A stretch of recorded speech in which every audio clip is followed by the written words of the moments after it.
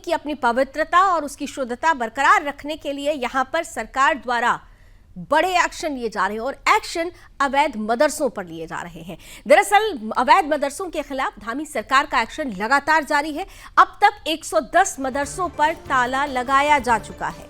प्रशासन की तरफ से अवैध मदरसों पर ताबड़तोड़ कार्रवाई हो रही है। ये मदरसे बिना सरकार की अनुमति के संचालित किए जा रहे थे, जिस पर मुख्यमंत्री पुष्कर सिंह धामी ने कड़ा रुख अपनाया। रोजाना प्रदेश के किसी इलाके में अवैध मदरसे पर कार्रवाई की जा रही है।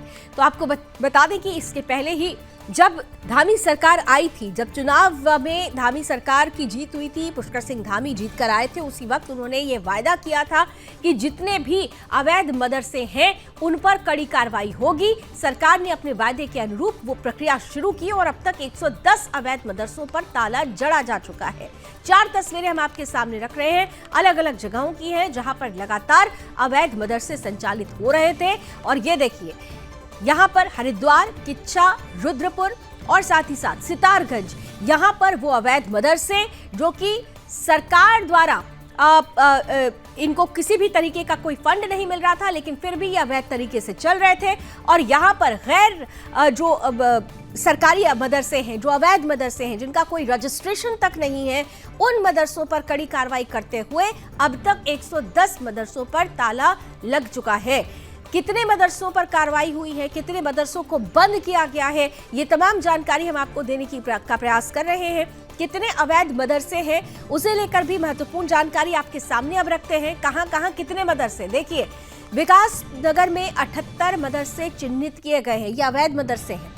इनमें से केवल 18 ही रजिस्टर्ड हैं, यानी 78 में से केवल 18 रजिस्टर्ड है, बाकी 60 अवैध रूप से संचालित किए जा रहे हैं और इसीलिए इन अवैध मदरसों पर कार्रवाई करना जरूरी है।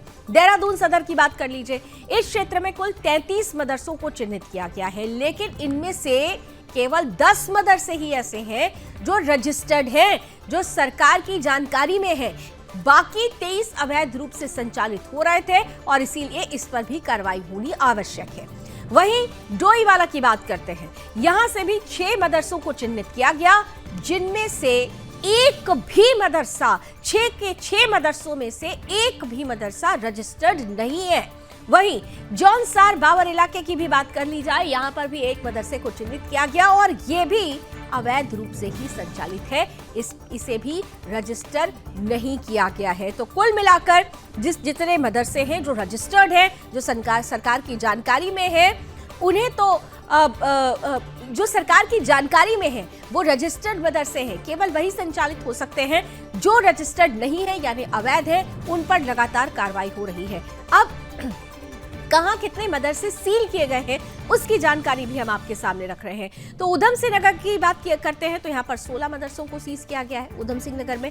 हरिद्वार में 2 मदरसे सील कर दिए गए हैं क्योंकि ये अवैध तरीके से चल रहे थे। रुद्रपुर में 4 मदरसे ऐसे थे जो कि रजिस्टर्ड नहीं थे, अवैध तरीके से चल रहे थे, उन्हें सील किया गया है। किच्छा में भी 8 मदरसों को सील किया गया है। वहीं बाजपुर में 3 मदरसे को सील कर दिया गया है। तो ये लगातार उन मदरसों की संख्या है जो अवैध रूप से चल रही थी। जसपुर में, जैसा भी हमने आपको जानकारी भी दी, यहाँ से एक मदरसा चिन्हित किया गया था और वो एक मदरसा भी रजिस्टर्ड नहीं था और इसलिए यहाँ पर उसे सील कर दिया गया। देहरादून पौड़ी की अगर बात की जाए, 92 मदरसों को सील किया गया है, यानी कुल मिलाकर पूरे उत्तराखंड में 110 ऐसे मदरसे हैं जो अवैध रूप से संचालित हो रहे थे। धामी सरकार ने बड़ा एक्शन लेते हुए इन अवैध मदरसों को सील करने की प्रक्रिया शुरू की है। अब तक 110 मदरसों पर स्ट्राइक हो चुकी है, यानी उन पर ताला जड़ा जा चुका है और अभी भी बहुत सारे ऐसे इलाके हैं जहां पर अवैध मदरसों का संचालन हो रहा है, जो सरकार की जानकारी में नहीं है, उन्हें चिन्हित कर लिया गया है और जल्द ही उन पर भी कार्रवाई की प्रक्रिया शुरू हो जाएगी।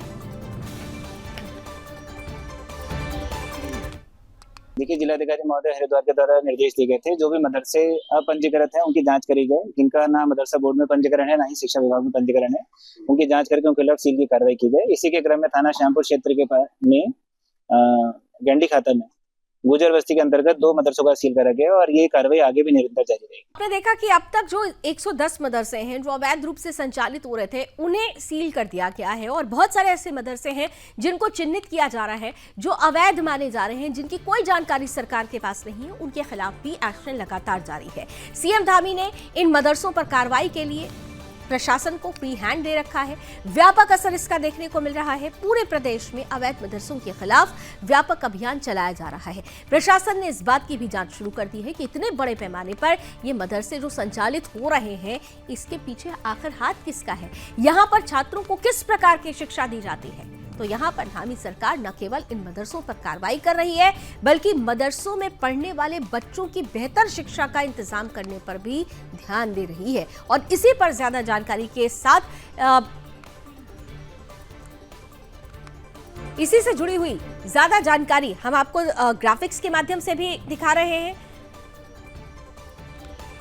और साथ ही साथ ये भी बता रहे हैं कि मदरसों पर स्ट्राइक की प्रक्रिया किस तरह से जारी रहेगी। चलिए इस बीच आपके सामने अब एक और खबर है। उत्तराखंड में पिछले कई दिनों से पूरे प्रदेश के अवैध मदरसों पर कार्रवाई लगातार जारी है। अब तक उत्तराखंड के 110 अवैध मदरसों को सील किया जा चुका है। इसे लेकर मुस्लिम समुदाय के लोग अक्सर विरोध करते हुए नजर आ रहे हैं, जिस पर उत्तराखंड वक्फ बोर्ड के अध्यक्ष शादाब शम्स ने विरोध करने वाले लोगों को नसीहत देते हुए उत्तराखंड सरकार की कार्रवाई को सराहनीय कदम करार दिया है। उनका कहना है कि उत्तराखंड में सरकार मॉडर्न मदरसों की तर्ज पर मदरसों में पढ़ने वाले बच्चों को तालीम देने की कवायद में जुटी है, जो कि हमारे लिए फायदेमंद साबित होने वाला है। आगे भविष्य में इस फायदेमंद साबित होगा और हमारे बच्चे एपीजे अब्दुल कलाम की तरह ही आगे बढ़ सकेंगे।